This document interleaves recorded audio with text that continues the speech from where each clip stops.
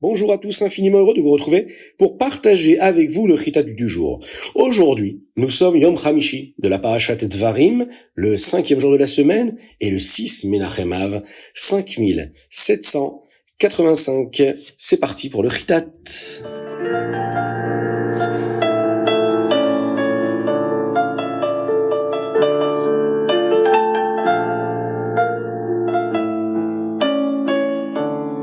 Aujourd'hui, le Chitat vous est offert pour célébrer l'anniversaire de Tehila Benamou, qui aujourd'hui célèbre ses 14 ans. C'est un cadeau de son papa et de sa maman. Et il lui souhaite de grandir dans la Torah et dans les mitzvot, qu'elle puisse vivre une belle année de réussite en bonne santé. Be'ezrat Hashem, qu'elle puisse grandir selon le chemin de la Torah et des mitzvot, dans la joie véritable, avec Be'ezrat Hashem, la venue de Mashiach. Vous aussi, envoyez-nous vos dédicaces très rapidement. C'est simple, c'est sur chitat.fr. Vous nous envoyez un petit email si vous le souhaitez.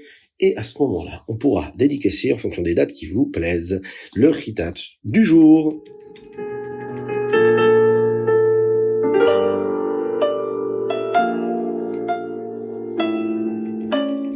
Et nous commençons par le Chumash. Aujourd'hui, Moshe va passer en revue avec les bénis Israël une partie de leur temps dans le désert. Il leur a rappelé toutes les nations qu'ils ont essayé de traverser sur le chemin qui les menait vers Eretz Israël. Nous avons Édom. Les bénis Israël ont demandé à Édom, la famille de Esav, s'ils pouvaient traverser leur terre. Édom n'a pas voulu laisser le Ham Israël passer. Hachem a dit aux bénis Israël de ne pas les combattre, car il l'avait promis à Esav qu'il pourrait y rester jusqu'à ce que Mashiach vienne. Alors, ils ont fait demi-tour et sont allés dans le pays de Moab. Lorsqu'ils sont arrivés à Moab, Akadosh Baruch Hu a également dit au Ham Israël de ne pas combattre Moab, qui lui venait de la famille de Lot. Ils étaient autorisés à montrer leurs armes et à les effrayer, car Moab n'agissait pas comme Hachem le voulait. Il a fallu beaucoup de temps au Ham Israël pour atteindre la nation suivante, et là, le Ham Israël ont dû voyager pendant 38 ans. De cette façon-là, tout le Ham Israël qui est sorti d'Égypte ont quitté ce monde, et seuls les enfants, eux, ont pu entrer en Eretz Israël. Ensuite, ils ont atteint Amnon. Amnon faisait partie également de la famille de Lot. Pour récompenser la fille de Lot, la mère de la nation d'Amnon, qui était Tsnoua, c'était une femme avec de la pudeur, Akadosh Baruch Hu n'a pas permis au Ham Israël de les effrayer. Ensuite, ils sont arrivés au peuple des Moris. Là, Akadosh Baruch Hu va leur permettre de les combattre.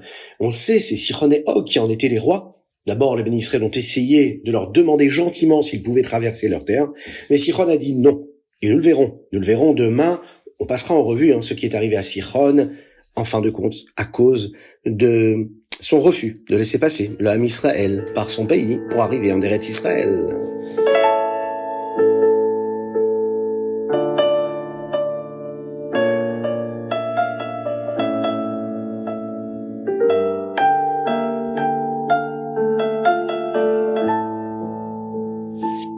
Et nous passons au Tehillim du jour. Aujourd'hui, nous lisons du Lamed E au Lamed Chet.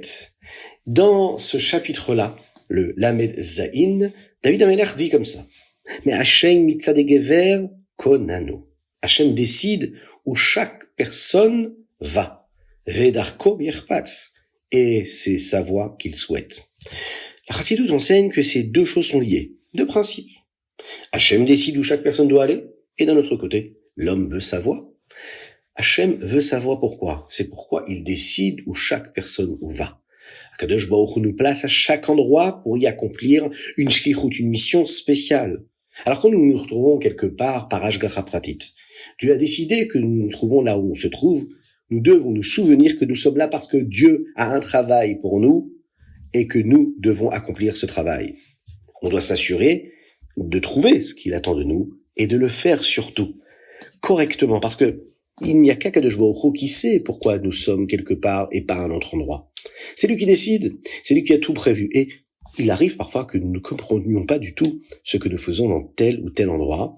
Mais Akadosh Baruch Hu, lui, le sait. Et donc, il ne faut pas du tout s'arrêter à ce qui nous plaît, ce qui nous plaît pas, même quand on comprend pas, parce que qui nous sommes, nous, pour comprendre véritablement ce qu'Hachem attend de nous à cet endroit précis.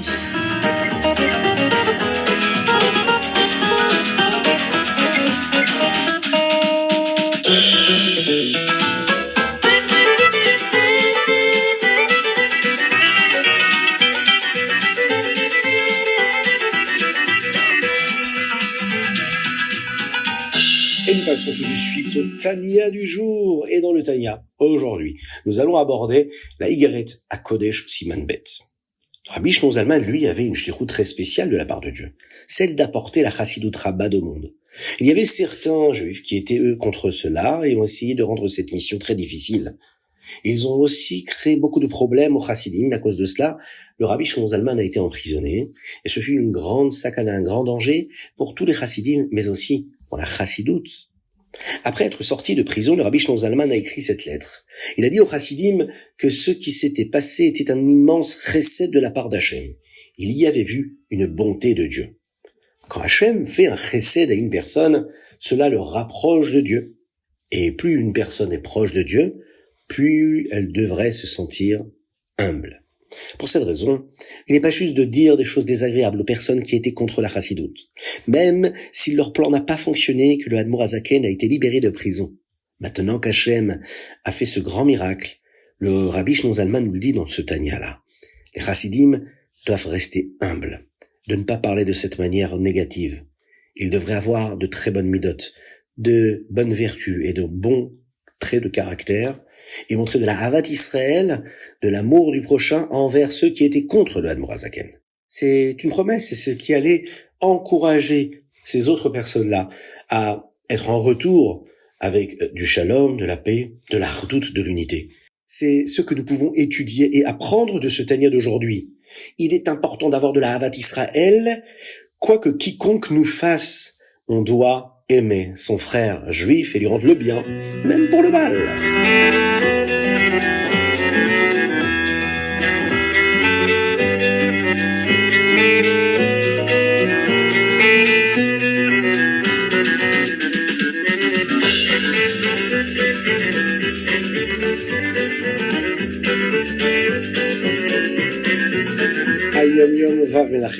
Après la libération du Rabbi Shlomo Zalman de prison, le Yutet Kislev, il a prononcé un discours très court pour son fils, le Admour HaEmtsaï.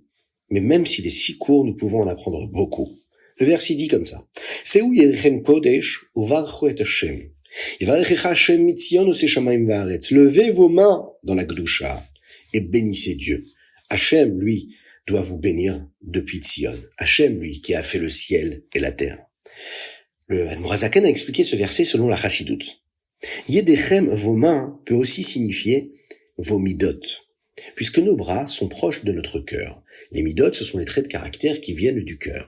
Uvarechu et Yevarechecha font référence à la bracha. La bracha, c'est aussi quelque chose qui fait référence au don, c'est-à-dire quelque chose qui descend du ciel vers la terre. Ça signifie apporter quelque chose dans le monde. Tzion, qui parle habituellement de Yerushalayim, peut signifier la partie la plus profonde de la Neshama, qui est aussi appelée Tzion. Et voici comment le Rabbi Shlomo Zalman a expliqué ce verset-là. C'est Yedechem Kodesh, élevez vos midot en sainteté. Assurez-vous que les midot se comportent selon ce que l'intellect sait être juste. Et que ce que le Sechel sait rayonne dans vos midot. Uvarechu et Hashem. Cela fera descendre le nom d'Hachem dans le monde. Quand cela arrive, Yevarechecha Hashem mitzion, la partie la plus profonde de la Neshama pourra aussi briller dans les mondes. Ose shamayim vaaretz, qui lui fait le ciel et la terre, et cela permettra au monde d'exister. Quand nous étudions la chassidoute et que nous nous comportons comme un chassid, c'est-à-dire que chaque juif qui a en lui la possibilité d'intégrer un enseignement de la chassidoute, eh bien, peut apporter cette vitalité, cette énergie, non seulement à lui-même, mais au monde entier. Et ce sont toutes les créatures qui sont touchées par la lumière qu'il est en train de diffuser dans le monde.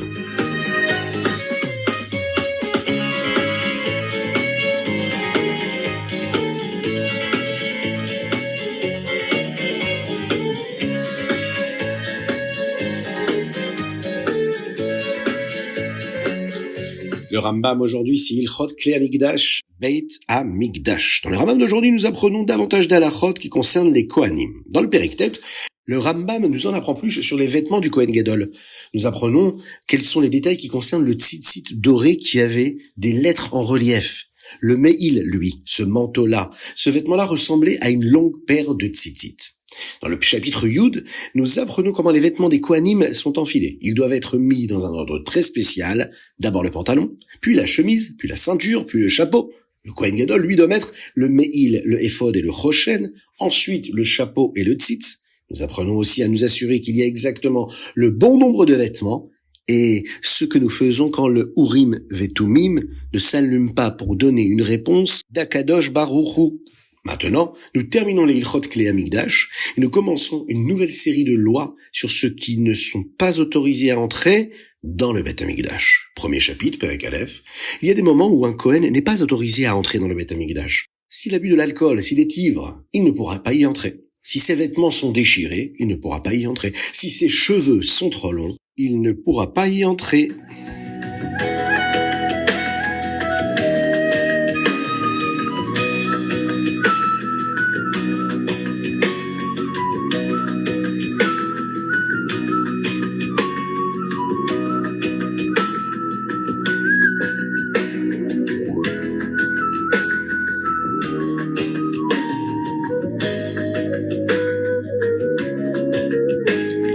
Il était une fois un petit garçon que son père aimait beaucoup.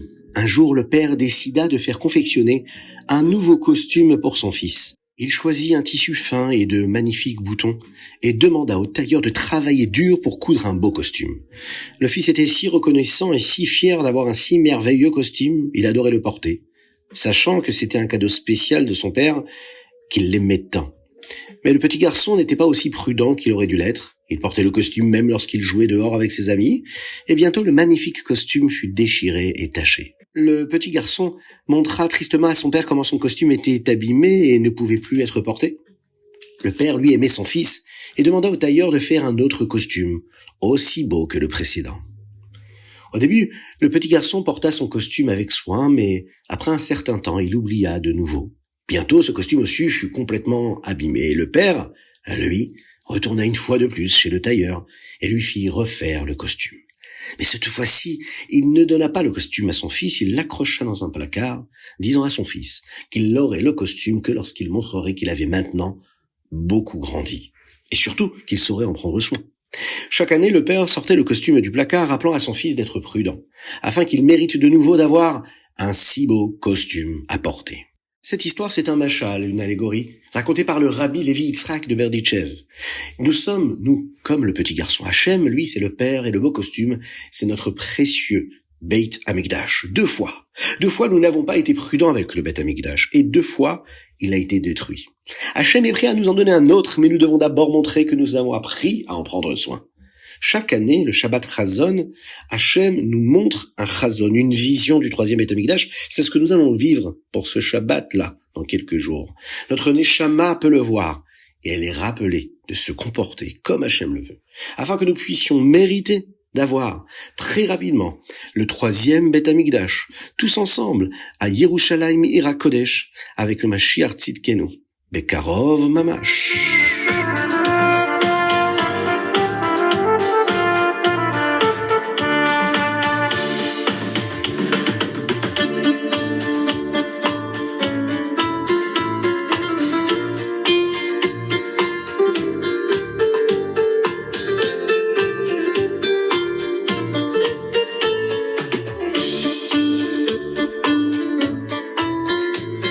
Voilà, c'était le Ritat du jour. J'espère que vous avez passé un bon moment. Partagez-le avec vos amis afin que nous soyons encore et toujours plus à étudier le Ritat. Vous aussi, envoyez-nous vos dédicaces sur ritat.fr. Que Dieu vous bénisse, qu'il vous protège, qu'il inonde votre existence de bonté, de grâce et de miséricorde. Aujourd'hui, nous avons étudié également pour la refoua shelema de tous les malades du Ham Israël, et en particulier Avraham Nissim Ben Sultaner. Que Dieu fasse que très bientôt nous puissions tous nous retrouver ensemble à Yerushalayim avec le Beit Hamikdash.